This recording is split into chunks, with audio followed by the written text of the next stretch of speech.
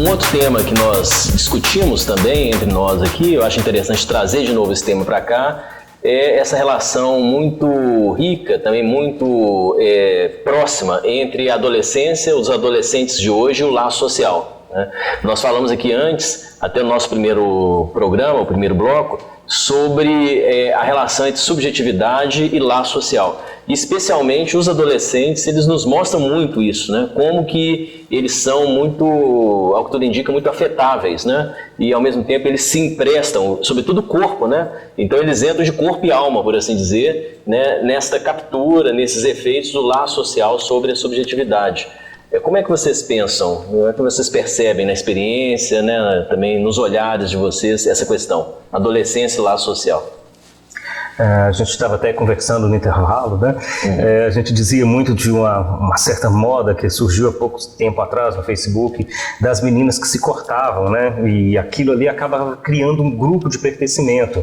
E elas se cortavam não para mostrar o mundo como eu sofro e tal, mas para mostrar para as amigas no Facebook que elas também cortavam. E tinha uma frase que era muito famosa entre elas, que era: a dor no braço é menor do que a dor na alma. Elas diziam algo próximo disso, né?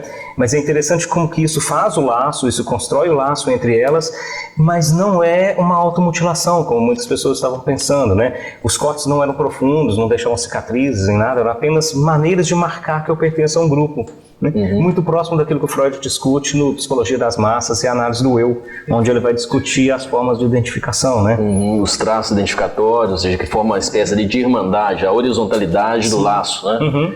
E você, Ricardo, você tem essa experiência na sua prática? Como você percebe essa questão? Então, na verdade, essa questão é um tanto interessante, porque o Freud vai colocar que perdemos características do ego, né, para nos constituir enquanto grupo, né? Você está trazendo essa questão aí do corte da adolescente, que ela não é um corte no sentido de uma automutilação, né?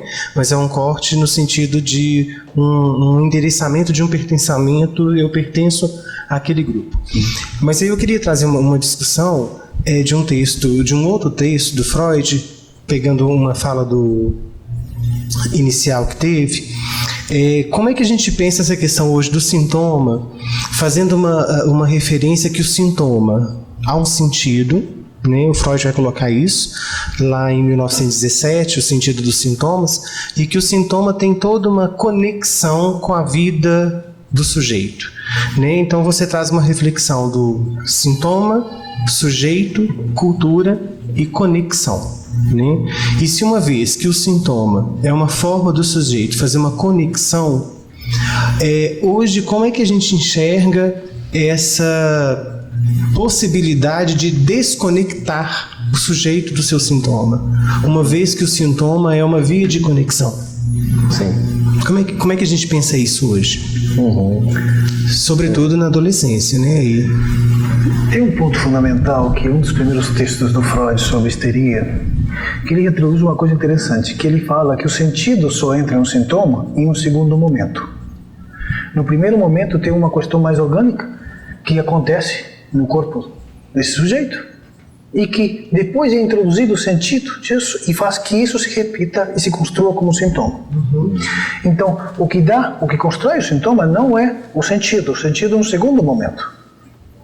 O que está em jogo no sintoma, o que Lacan vai dividir em duas partes, que vai falar do envelope formal e da substância gozante, a parte de dentro, digamos, do sintoma, é o que podemos dizer o que muda e o que não muda no sintoma.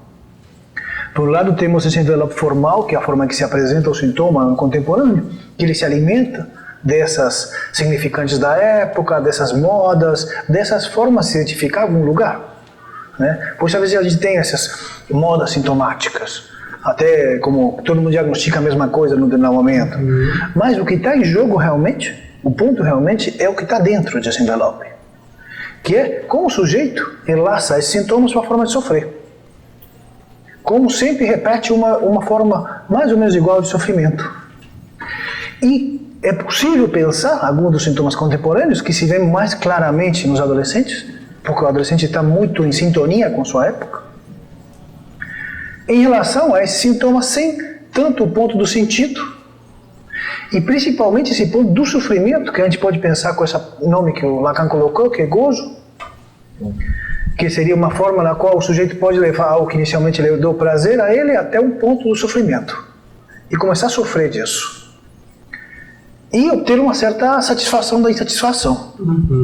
Mas nesses sintomas contemporâneos, que você pensa que de uma forma é uma forma de fazer laço com o outro, em muitos casos, nos dias de hoje, encontramos sujeitos que o sintoma deles é como anterior a isso. Fica numa coisa muito, podemos pensar em termos freudianos, autoerótica. Uma coisa que não inclui o outro, que não está endereçado para o outro. Que não seria a lógica do grande sintoma que a gente cria na adolescência, geralmente, que é uma forma de nos vincular com o outro. Senão algo muito anterior, que é muito mais desse coisa, digamos, da qual não o sujeito prescinde desse outro e fica ele sozinho com um objeto ou com algo, gozando, sem parar. Aí que eu acho que tem, eu faria assim 2 observações, fazendo um gancho no que você está dizendo, na pergunta também, na observação do Ricardo, que é o seguinte: me parece que quando Freud propõe que os sintomas têm um sentido, mesmo que a palavra em alemão seja outra, não é isso, mas eu vou fazer aqui vou tomar a liberdade de aproveitar a palavra sentido em português. Eu penso que devemos aqui escutar que não só o sintoma ele produz significação, que eu acho que isso é o que mais aparece nessa discussão, mas sentido no sentido também de entender que o sentido é aquilo que aponta para. Então, sentido enquanto vetor, enquanto direção. Aí sim, Lacan até explora isso muito, quando ele vai dizer que o sintoma é uma mensagem endereçada ao outro. Ou seja, então o sintoma tem um endereçamento, ele tem um apontamento. Mesmo que eventualmente esse endereçamento agora ele possa ser muito autorreferenciado, que é o que o Ernesto está nos dizendo aqui. Ou seja, eu penso que a ideia de considerar que o sintoma tem uma direção, escutar o sintoma como direção, ou seja, o sintoma ele aponta para, o sintoma ele mira em, ou mira a. Eu acho que isso ainda é muito valioso para a clínica psicanalítica. Sim. Mesmo que a questão da significação a gente perceba que esteja meio que decaindo. Acho que ela não saiu de cena, mas ela está decaindo, não é tão mais evidente como parecia ser anteriormente. Agora, o apontamento do sintoma, e sobretudo para esse ponto, a segunda observação que eu faria, em psicanálise, me parece, sobretudo agora, para lidar com esses fenômenos, com esses acontecimentos contemporâneos. Acho que é fundamental que nós consigamos fazer uma distinção que normalmente no senso comum a gente não faz. A distinção entre satisfação e prazer. Porque quando nós falamos em satisfação, a gente sempre pensa que a satisfação é uma coisa prazerosa, mas que satisfação, tomar uma bebida gelada, um sorvete, ver um pôr do sol, é prazeroso, é satisfatório. Só que o que a gente verifica na experiência clínica é que nós estamos cada vez mais lidando com algo que se satisfaz, ou que é satisfeito naquele acontecimento, por exemplo, o sintoma, e que, no entanto, ele já deixou para trás, ele já não tem tanta relação com o prazer. Aí a gente começa, sim, a verificar, e isso acho que é orientador para a clínica, perceber isso, escutar isso e fazer um trabalho sobre isso, que nós estamos lidando cada vez mais com satisfações que não são necessariamente prazerosas, ou que a fronteira com o prazer já foi deixada para trás. Então, uma espécie, por exemplo, de satisfação mórbida, vamos colocar assim, que é o que Lacan chama de gozo. Tanto tem a frase dele que eu achei fenomenal, fundamental, contemporânea. Eu sempre cito essa frase, para os alunos que já devem conhecer essa frase, virou quase um mantra, mas é uma frase que Lacan vai dizer: o gozo é aquele que começa na cosquinha e termina na fogueira. Na verdade, termina no corpo tomado em labaredas, que a dimensão do corpo aí é fundamental. Então começa a cosquinha, que é gostoso, cosquinha, mas até mesmo a cosquinha, vai fazer uma cosquinha ininterrupta. Submeta-se a essa prática de uma cosquinha ininterrupta. Que inferno que não é, Que é isso. Então é questão de fronteira. E penso que essa questão dos sintomas na atualidade, sobretudo na adolescência, tem muito a ver com isso. Eu gosto de pensar então que, estudando as palavras do Freud, que a palavra que normalmente a gente traduz por satisfação, a palavra que o Freud usa é Befriedigung, que tem como raiz o verbo frieden, que é apaziguar. E o Freud está dizendo de um apaziguamento da pulsão. Aquela pulsão que cresce, gera insatisfação, gera o insuportável, ela é apaziguada por um momento. Mas aquilo vai retornar sempre. O retorno, a repetição, sempre no inconsciente. Sim. Ernesto, eu estou aqui pensando que num primeiro momento você diz no Uruguai a questão da depressão e aqui uma questão do excesso. Como é que a gente pode pensar, aí pegando uma questão que o Alexandre traz, essa questão do sentido, né?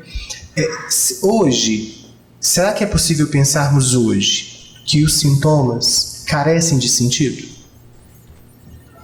Eu acho que falar dos sintomas em geral é bem difícil, né?